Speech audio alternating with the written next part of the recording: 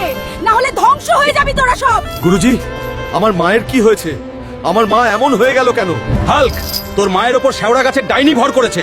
তুই যদি তোর মাকে বাঁচাতে চাস তাহলে তোকে সোনালী ময়ূরের পাখা নিয়ে আসতে হবে, তাহলেই তুই তোর মাকে বাঁচাতে পারবি। আর এই কাজ তোকে অমাবস্যার আগেই করতে হবে। আমি আমার মায়ের জন্য দুনিয়ার সবকিছু করতে পারবো। আপনি শুধু একবার বলেন, ওই সোনালী ময়ূর কোথায় পাবো আমি? সেই সোনালী ময়ূর একমাত্র ছায়াবনে থাকে।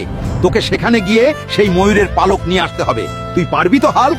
আমি এখনই যাব সেই ছায়াবনে আর নিয়ে আসবো সোনালী ময়ূরের পালক। এই নে, আমি তোকে অনেক শক্তি দিয়ে দিলাম, এবার তুই যা ছায়াবনে। পক্ষীরাজ ঘোড়া বন্ধু, আমাকে সাহায্য করো। বন্ধু, আমার পিঠে চড়ে বসো।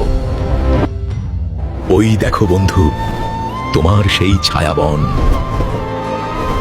ধন্যবাদ বন্ধু, এবার তুমি যাও, প্রয়োজন হলে তোমাকে আবার ডাকবো। ঠিক আছে বন্ধু, কোনো বিপদ হলে আমাকে ডেকো। এটাই মনে হয় সেই সোনালী ময়ূর। কে তুমি আর কেনই বা এখানে এসেছো? আমার মায়ের ওপর ডাইনি ভর করেছে। আমার মাকে বাঁচানোর জন্য আপনার একটা পালক দরকার। আমার থেকে পালক নিতে হলে আমার ধাঁধার উত্তর দিতে হয়।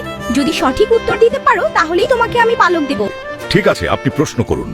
বলো তো কি সে জিনিস যেটা ধরা যায় কিন্তু ছোঁয়া যায় না? এটা আবার কেমন ধাঁধা?